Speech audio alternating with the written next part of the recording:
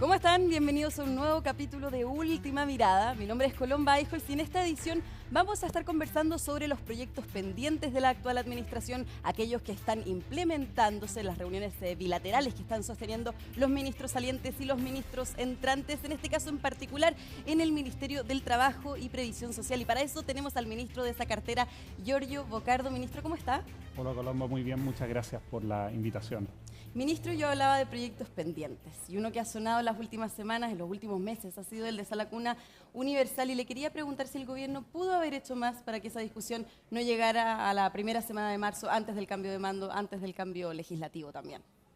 Bueno, lo primero señalar que Sala Cuna es parte de un paquete de proyectos de ley y de leyes que hoy día están aprobadas que han buscado justamente abordar las distintas aristas, las distintas deudas que habían en trabajo, en el mercado laboral, en previsión y con un foco muy fuerte en reducir brechas de género que existen en materia salarial, de participación laboral, etc.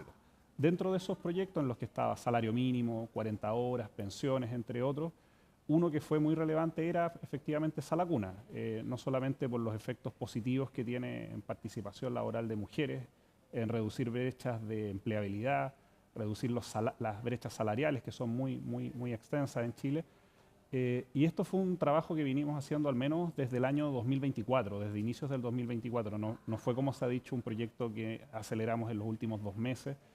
Y la verdad que es bien inexplicable que habiendo alcanzado un consenso técnico no solamente entre oposición y gobierno, sino que de un amplio espectro de actores sociales, políticos, sindicales, empresariales, organizaciones de la sociedad civil, finalmente no podamos estar hoy día avanzando en un proyecto que es central. Yo estoy convencido que Chile no va a ser un país desarrollado si es que no tiene herramientas como una Sala Cuna, no solamente por las mujeres que tienen que tener más oportunidades laborales, sino que también para que nuestros niños estén estimulados desde una edad muy temprana, que además es algo que es clave para sus oportunidades de futuro. Entonces, por supuesto que uno siempre puede haber hecho más, pero al menos nosotros como gobierno hemos tenido toda la disposición,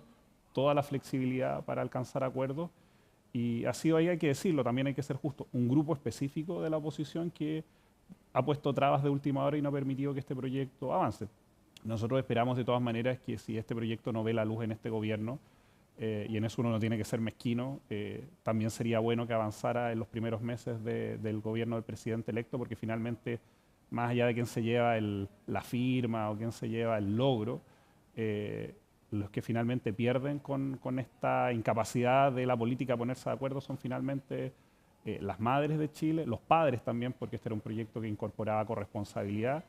y nuestros niños. Pero ahí, por ejemplo, usted dice que hay ciertos sectores de la derecha, no todos, que paralizaron este proyecto. Se refiere en particular a la UDI, y el mismo partido, de hecho, criticó al Ejecutivo por estar tramitando este proyecto quizás demasiado rápido, a matacaballo, decía el senador Macaya. Mira, la verdad a mí me tocó estar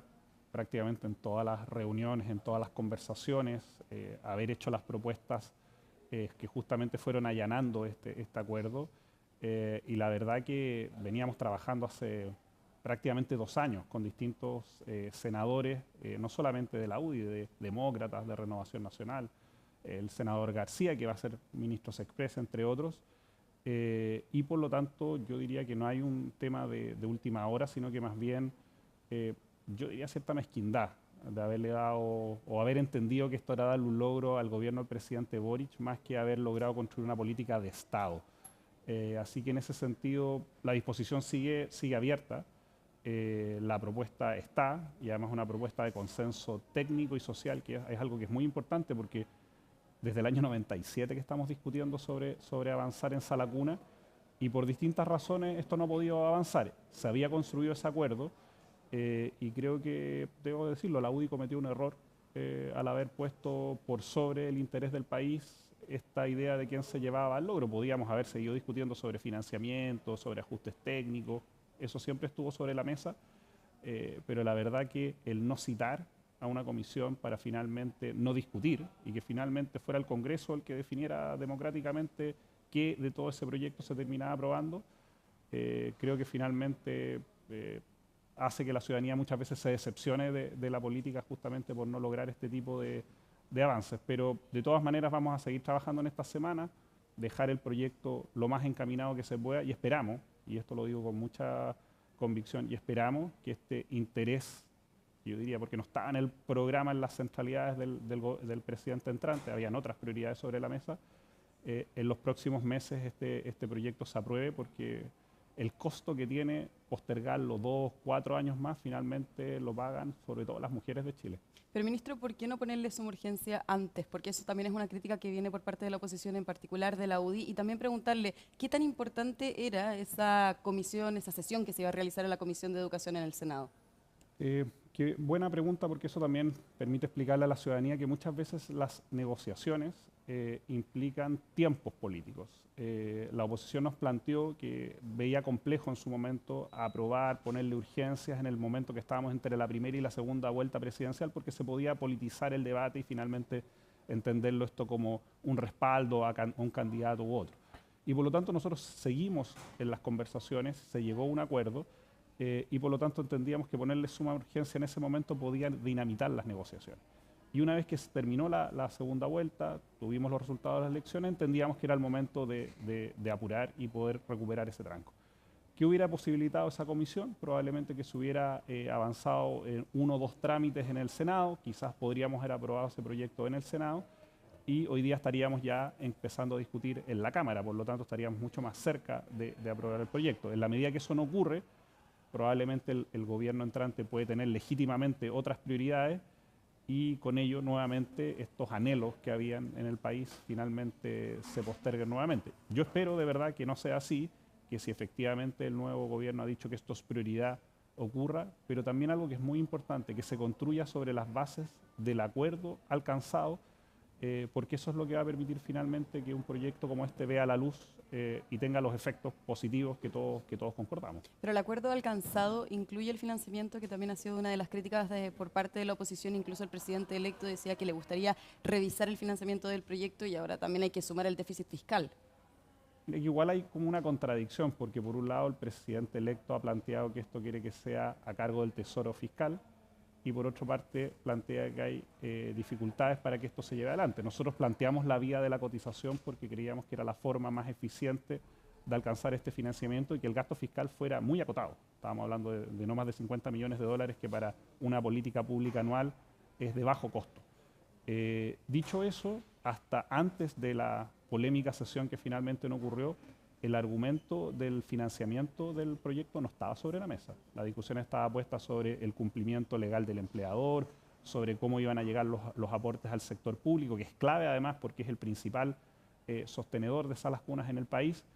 y el argumento de fiscal se pone ex post. Esa sesión no ocurre. Entonces, nosotros toda la disposición a haber discutido sobre el informe financiero, pero la verdad que no fue un argumento que estuvo sobre la mesa hasta muy tardíamente, y pareció más bien una justificación para explicar por qué no se citó a la comisión, más que se hubieran planteado este tipo de preocupaciones, porque hay que decirlo que este proyecto ya se había aprobado en la Comisión de Trabajo, donde estaba, por ejemplo, el senador García, se había presentado el informe financiero y al menos estos reparos no se habían establecido. Uno siempre puede volver a revisarlo, pero creo que se fueron construyendo después argumentos ex post para justificarlo. Yo creo que fue un error político de parte de ese grupo de senadores que decidió que no se tenía que discutir en el Congreso estas indicaciones que ya habían alcanzado, como te insisto, un acuerdo muy amplio. Pero estos argumentos que presentan posterior a la discusión o al acuerdo transversal que se había generado, ¿ustedes los toman en consideración? Y si también el Poder Ejecutivo hoy día tiene la disposición de discutir sobre el proyecto de sala cuna con las indicaciones y los argumentos que está presentando hoy día la oposición o un sector de la oposición. Por supuesto, pero sucede que cuando no han precisado dónde está específicamente, dicen hay un problema de financiamiento y lo queremos revisar, es un argumento tan general. Pero la UDI, por ejemplo, decía cuando hace este punto de prensa, luego de las declaraciones del presidente Gabriel Boric, recuerdo que el senador Macaya decía hay un problema de financiamiento por el cargo que le significa al empleador, que se le está cargando mucho la mano, luego también de la implementación de la reforma de pensiones. ¿Podría ser ese un punto a revisar? Mira, yo me quedo con una intervención que tuvo Juan Pablo Suet, que no digamos que es particularmente adherente de este gobierno, y él planteó así, que efectivamente la cotización era de un 0,2 al empleador, más el 0,1 a cargo del seguro de cesantía, y quedaba claramente establecido que no había ningún costo adicional. Él firmaba el proyecto de manera inmediata, y lo dijo en la Comisión de Educación. Por lo tanto, nosotros creemos que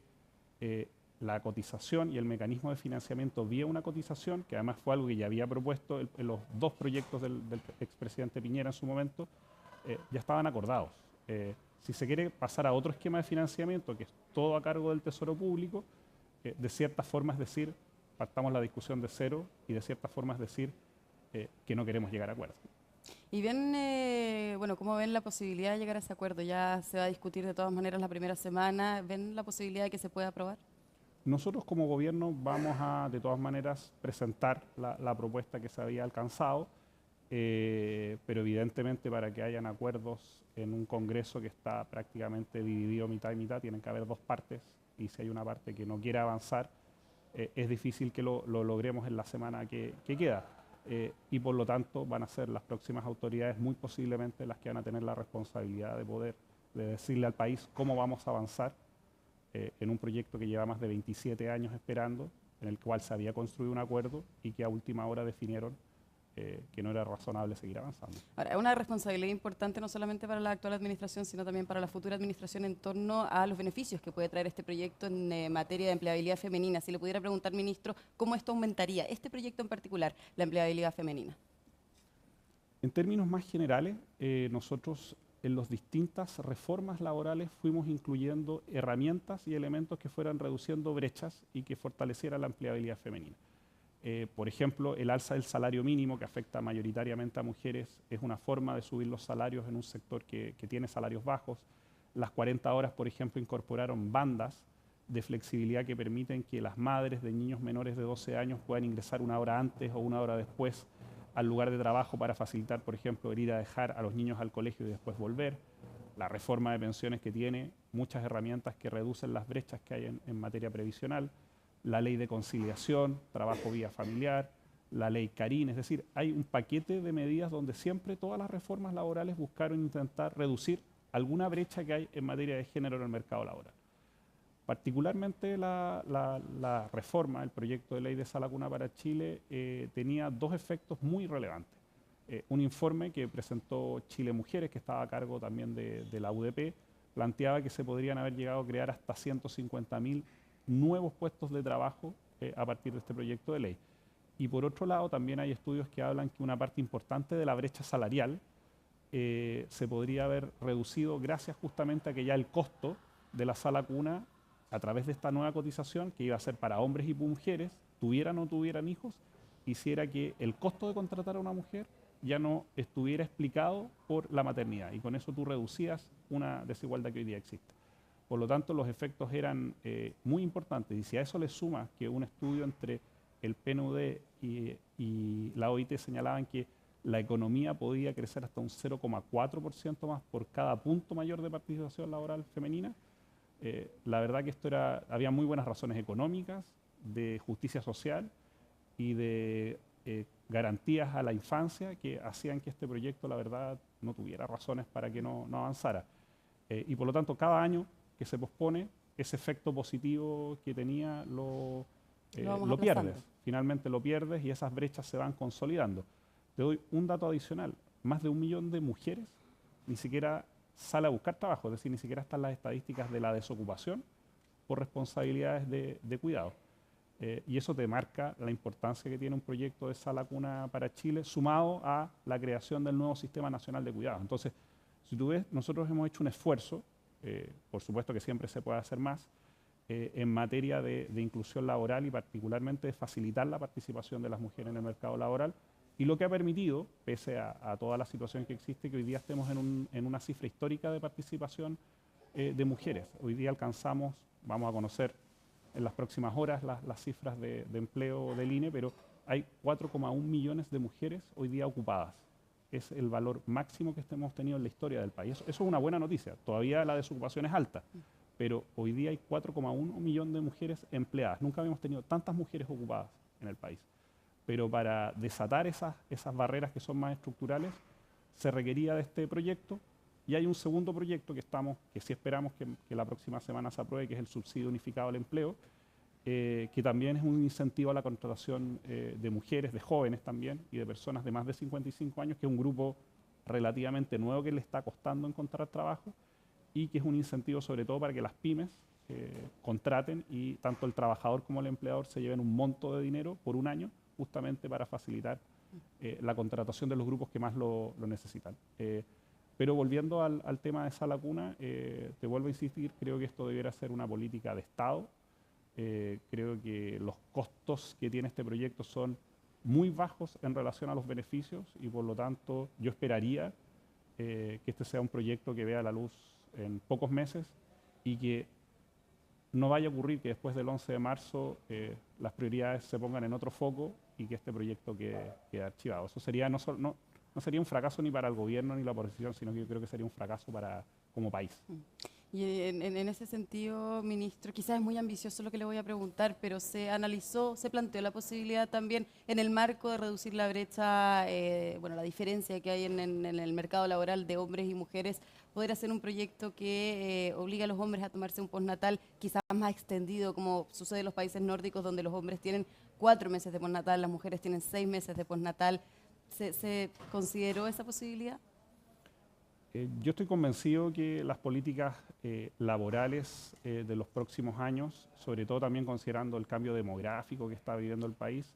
va a ser clave seguir profundizando la corresponsabilidad. Estaba en este proyecto de Sala Cuna, nosotros por ejemplo también lo incorporamos en la ley de conciliación, donde efectivamente tanto padres como madres pueden pedir formas híbridas de trabajo, teletrabajo y trabajo presencial, justamente para hacer más conciliable el trabajo remunerado con las responsabilidades de cuidados. Y por supuesto que tenemos una enorme brecha que recorrer, sobre todo los hombres, en materia de postnatal, en materia que hoy día, por ejemplo, existe un postnatal, pero que la tasa de uso de los hombres es mínima. Y por supuesto que son importantes las leyes, pero también los cambios culturales. Nuestra evaluación es que el Código del Trabajo todavía está muy pensado para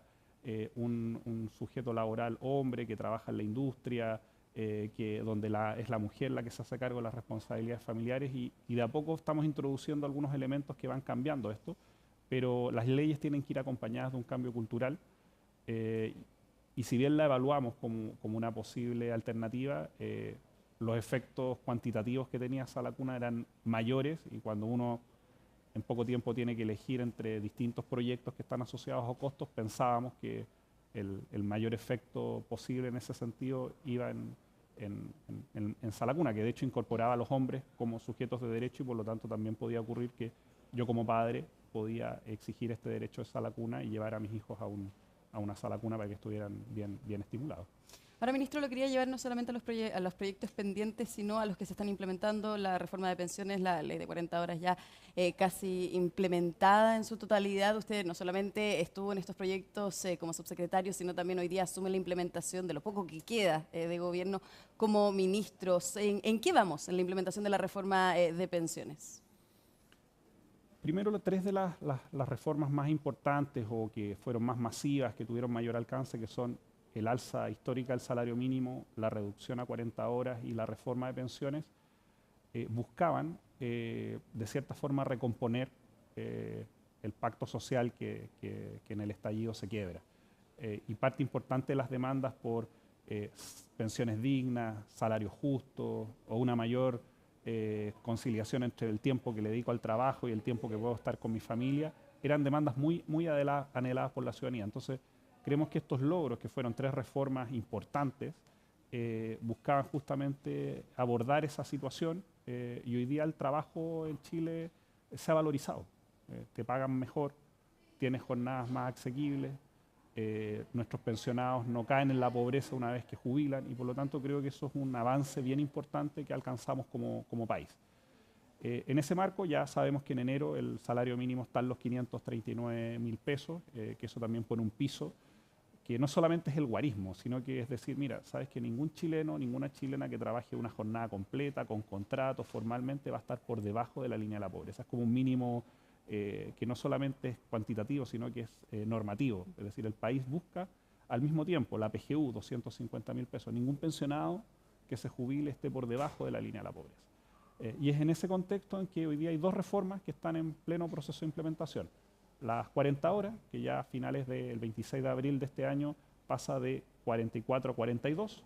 y en abril del 2028 a 40 horas, y eso va a permitir, y hay muchas empresas que ya pasaron a las 40 horas, pero hay otras que por distintas razones han ido ajustándose de manera gradual. Y creemos que también esa es una conquista que si bien durante la campaña presidencial se intentó como poner en duda o se transmitió que a lo mejor en algún sector se iba a retroceder. Bueno, porque las críticas también iban a lo que podía producir en, por ejemplo, informalidad laboral. Sí, pero paradojalmente la informalidad laboral durante estos 4 años ha estado históricamente baja. Hemos estado más bien en la cota inferior, en torno a los 26, 27 puntos, cuando siempre estuvo más cerca de los 28. Y por lo tanto, esos efectos que al menos se han estimado en el informe más sistemático que lo realizó el Banco Central, con el cual también tuvimos una discusión importante durante estos años, el efecto era muy acotado y estaba más asociado a salario mínimo que a las 40 horas. Pero de todas maneras, el mercado siguió mostrando capacidad de crear empleos formales, empleos en el sector privado. Muy probablemente vamos a estar por sobre los 700.000 puestos de trabajo en estos 4 años, que era el compromiso que habíamos establecido. Y quizás la reforma más desafiante, por la complejidad que tiene, es la reforma de pensiones. No solamente por el pago de los beneficios, que ya en enero más de 1.400.000 personas vio en sus bolsillos de manera muy concreta cómo habían subido sus pensiones incluso hasta más de 100.000 pesos. Y eso es un cambio bien significativo para pensionados que muchas veces tenían que elegir en una farmacia qué remedio llevar, que era algo bien dramático y bien indignante como país. Y hoy día la realidad de los actuales pensionados es distinta gracias a que se creó un seguro social, gracias a que los actuales trabajadores estamos aportando un seguro para que los actuales pensionados de manera solidaria reciban una mejor pensión. Y también desde el año 2026 y 2027 entran distintos elementos que regulan la industria, que quizás es una parte más técnica, que a veces se observa menos que los beneficios por los años cotizados o que reduce las brechas de expectativas de vida que castiga a las mujeres por vivir más. Aquí la regulación de la industria va a tener tres grandes regulaciones. Una es que va a establecer una licitación de las carteras a la AFP, en este caso, que presente la cotización más baja con el objetivo de que se reduzcan las cotizaciones y con ello también aumente el líquido de las personas a cobrar menos. También van a haber carteras de referencia y por lo tanto cuando a las AFP les va bien, a las inversoras les va bien, ganan los ahorristas, pero cuando les va mal por decisiones de inversión, también las AFP respondan y tengan un castigo por esa mala decisión de inversión. Y tercero, los fondos generacionales. Ya no vamos a tener estos fondos A, B, C, D que obligaban a que todos tuviéramos que ser unos expertos inversores, cuando en realidad lo único que esperábamos era que nuestros ahorros estuvieran bien invertidos. Y vamos a pasar a fondos generacionales. Entonces, de acuerdo a nuestra edad, vamos a estar probablemente más jóvenes en fondos que puedan ser un poco más riesgosos porque tenemos más tiempo para esa inversión y ya cuando estamos acercándonos a la edad de jubilación, esos riesgos se reducen. Y con ello también no traspasarle la responsabilidad a los ahorristas de esas decisiones de inversión que son complejas y que requieren a personas expertas justamente dedicadas a aquello. Esa implementación le va a corresponder también a mi sucesor, ya que nosotros al menos dejamos la primera parte de la reforma implementada y de ahí que también era muy importante en particular el traspaso de esta cartera porque no solamente era el traspaso administrativo, sino que hay ciertos compromisos legales y que se espera que vayamos tomando tanto el 2026 como el 2027. ¿Y está el financiamiento para poder asegurar la implementación de la reforma de pensiones? ¿Fue algo que se conversó con su sucesor, el futuro ministro Rau? A ver, yo separaría la contingencia particularmente del actual informe fiscal de lo que es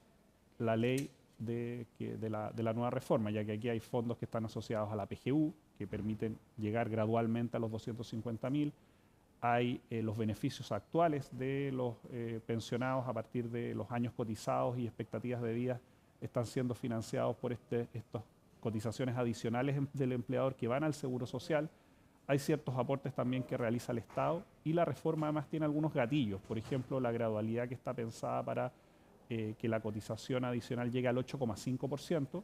6% nuevo más 2,5% del seguro del SIS.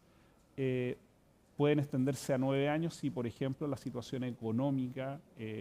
laboral del país cambia y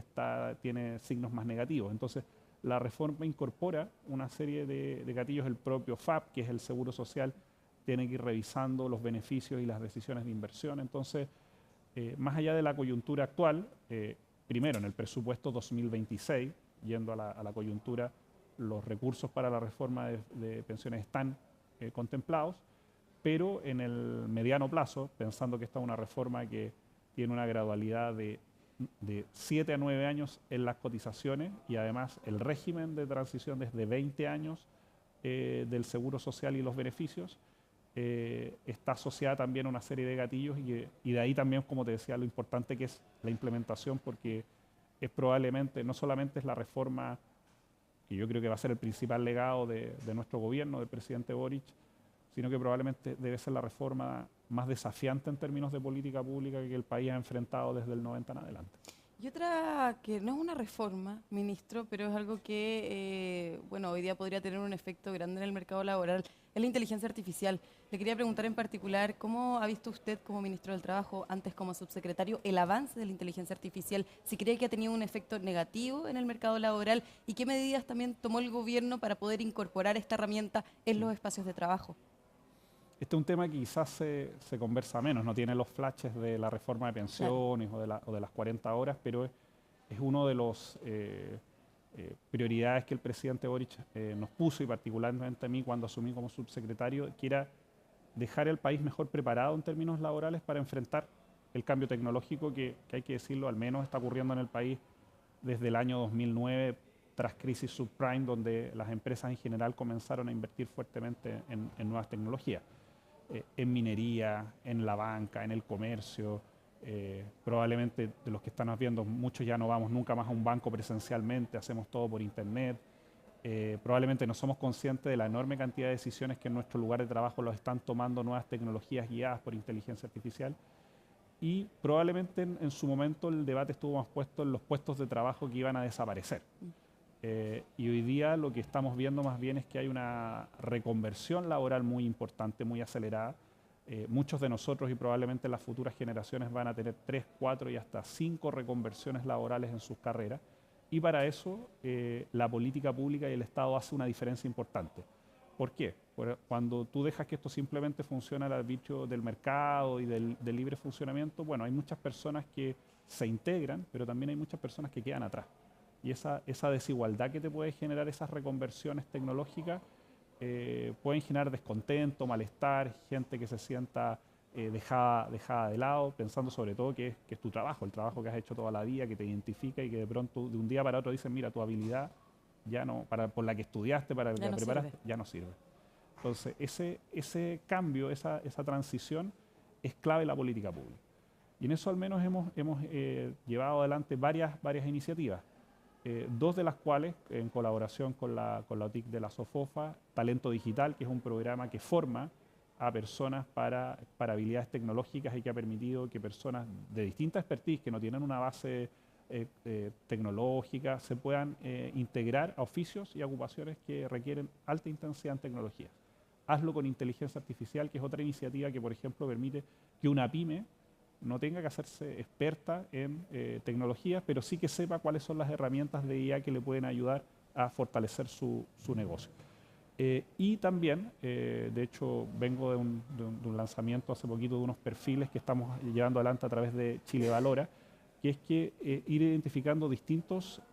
oficios, distintas carreras en materia, por ejemplo, de especialistas en data center, personas que trabajan con inteligencia artificial, no solamente a nivel de programación, sino que, por ejemplo, a nivel de manejar carros o maquinaria pesada, que hoy día, por ejemplo, en minería opera sin conductores presencialmente y están siendo monitoreadas desde un centro de llamados aquí en Santiago. Bueno, todos esos nuevos oficios que se están requiriendo están teniendo perfiles, certificaciones, capacitaciones en esa línea. Y sí puedo decir con cierto orgullo que hoy día tanto nuestros mecanismos de certificación como de capacitación que trabajan directamente con la industria, hoy día están mejor preparados para enfrentar esas transiciones. De todas maneras, esto es algo que hay que estar permanentemente monitoreando porque el cambio está siendo a una velocidad que antes era 1 década, 2 décadas, hoy día pasa a veces en un año, en meses. Y ahí, y déjame introducir un tema también que nosotros lo planteamos en su momento, pensábamos también que este debate se tiene que dar en los sectores productivos. Que son los que mejor conocen sus requerimientos, sus necesidades. De ahí, por ejemplo, que para nosotros proyectos como la negociación multinivel, que generó un escozor sin haber ni siquiera conocido el proyecto, muchos actores declararon su oposición, al menos es importante siempre revisar los proyectos, además de los aspectos laborales, salariales, que en ese tipo de instrumentos de negociación se pueden revisar. En todos los países desarrollados de la OCDE, muchas discusiones sobre el cambio tecnológico se negocian entre empleadores y trabajadores, porque son los que mejor saben cuál es la nueva tecnología, cuál es el certificado que se requiere, y creo que eso va a ser un diferencial en los próximos años de los países que logran insertarse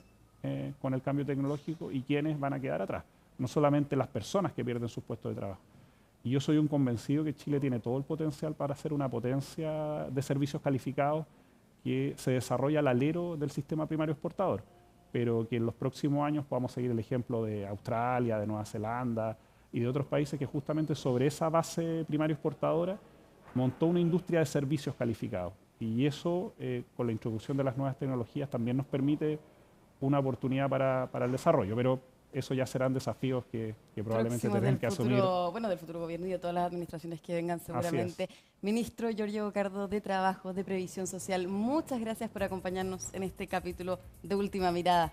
Con eso cerramos esta edición, los esperamos obviamente en un siguiente capítulo de Última Mirada, que estén muy bien.